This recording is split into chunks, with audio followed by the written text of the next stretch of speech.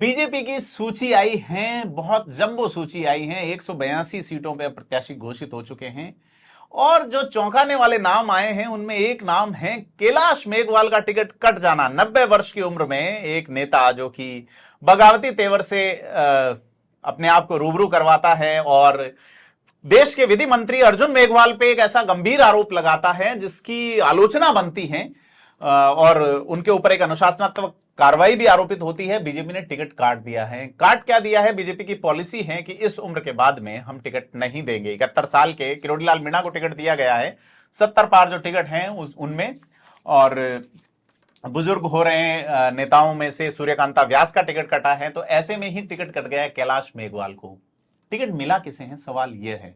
शाहपुरा की सीट है, एक युवा को वहां से मौका दिया गया है और वो आज हमारे साथ हैं लाला राम जी बेहरा। सर, स्वागत है आपका। और बहुत बधाई आपको, शाहपुरा से आप उस हॉट सीट से टिकट ले आए हैं। कैसे किया यह चमत्कार आपने? नहीं, इसमें मेरा कोई चमत्कार नहीं है। मैं 2 साल से उस क्षेत्र में निरंतर जनता के बीच में हूँ और संगठन का कार्यकर्ता होने के नाते संगठन ने मुझ पे विश्वास जताया, पार्टी ने मुझ पे विश्वास जताया। इसके लिए मैं भारतीय जनता पार्टी का और संगठन का बहुत बहुत हृदय से उनका आभार प्रकट करता हूँ।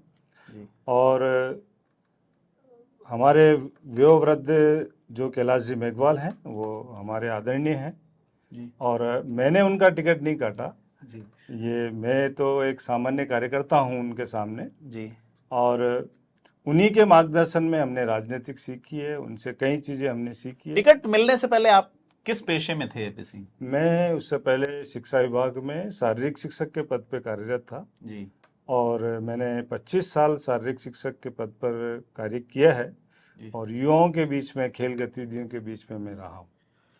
ऐसा कहा जा रहा है कि वो अशोक गहलोत की तारीफ कर रहे हैं। शाहपुरा से कांग्रेस ने अभी तक डिसाइड नहीं किया है। अगर कैलाश मेघवाल सामने आ गए तो क्या द्रोणाचार्य के चरणों में बाण चलाएगा अर्जुन?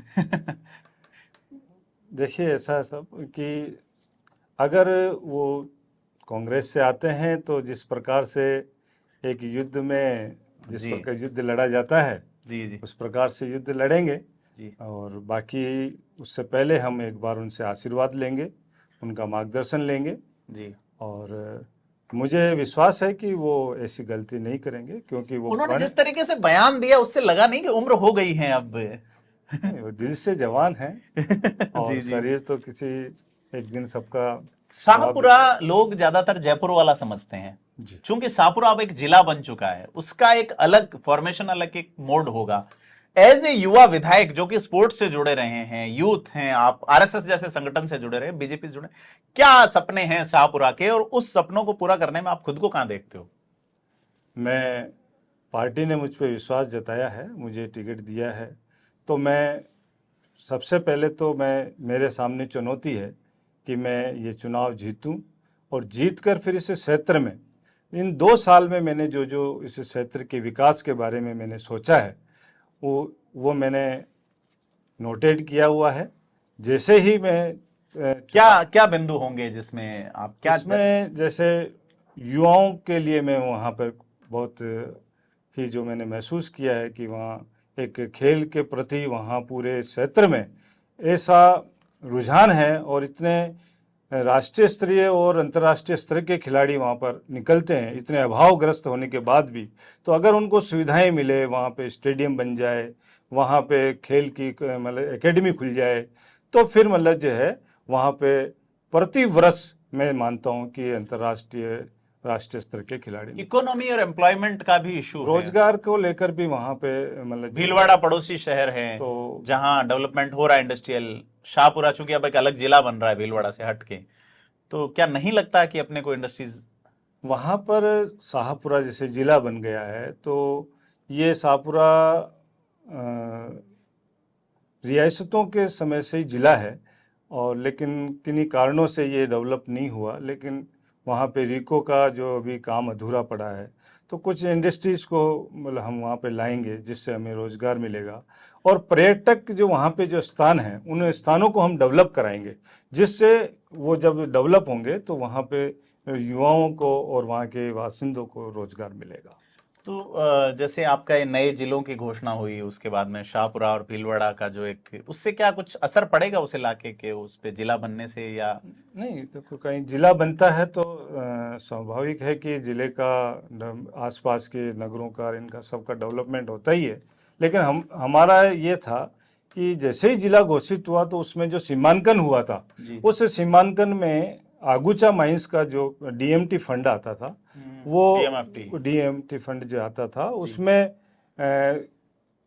शाहपुरा के विकास के लिए बहुत बड़ी मतलब जो वो भूमिका निभाता। तो वो राजनीतिक कारणों के देखते ये डिमांड तो सभी जगह आ रही है प्रदेश में कि सीमांकन सही नहीं हुआ जिलों का, कई तरह के माहौल जो है वो अलग होने लगे हैं। तो जैसे अपन बात करें अगर पिछले जिलों की बात करें 33, तो जालोर एक सीट ऐसी है जो कि एससी की सीट है और जिला मुख्यालय की सीट है। अब बहुत सारी सीटें होंगी जो एससी की है और जिला मुख्यालय की, मसलन आपकी भी हो गई जो दलित वर्ग के लिए आरक्षित है। उसके अलावा अगर अपन बात करें अनूपगढ़ की, तो अनूपगढ़ की सीट भी दलित वर्ग के लिए आरक्षित है विधानसभा। तो एक बड़ा अवसर जरूर निकल के आएगा कि आप जिला स्तर पे अगर पॉलिटिक्स करते हैं, जिला स्तर के एमएलए हैं, तो कई सारे अवसर निकल के आते हैं। लाला राम जी, हम जानना चाहेंगे कि क्षेत्र को आप कैसे समझे वहां पे? दरअसल क्या, मैं जब वहाँ पहली बार जब मैं गया तो मैंने सबसे पहले वहाँ गाँव में कार्यकर्ताओं से, युवाओं से, हर समाज जाति बिरादरी के लोगों से मैं मिला। केवल मैंने इन 1.5 सालों में केवल उनको सुना, और सुनने पर मुझे जो चीज़ें जो मेरे ध्यान में आई, तो उनसे मुझे लगा कि इन लोगों की जो पीड़ा है, वो पीड़ा मुझे अगर अवसर मिला तो मैं उनको दूर करूंगा। और वहाँ सबसे बड़ी बात यह है कि कार्यकर्ता जो हमारे काम करने वाले जो वॉलंटियर कार्यकर्ता हैं, वो कार्यकर्ता इन 5-10 सालों में बहुत ही उपेक्षित रहे हैं, क्योंकि उनको क्या है कि जो सम्मान मिलना चाहिए था वो सम्मान उनको मिला नहीं। तो मैंने कार्यकर्ताओं से वादा किया है कि अगर अवसर मिला तो आपको पूरा सम्मान। फिर आप सर्वे में भी आ गए, सहमति में भी आ गए, राज लिस्ट में भी आ गए हैं, आपका नाम है उस सूची में।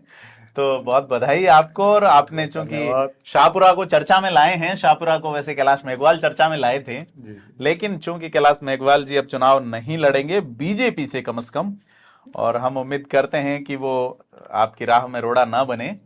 लेकिन चुनाव तो चुनाव है, जनता तय करेगी कि क्या परिणाम होगा, और परिणामों तक क्या माहौल बना रहेगा हम आपको अपडेट करते रहेंगे। आपसे अपील है कि थिंक 360 को अभी तक सब्सक्राइब नहीं किया तो सब्सक्राइब जरूर करें। आपसे हम लगातार रूबरू होते रहेंगे। धन्यवाद।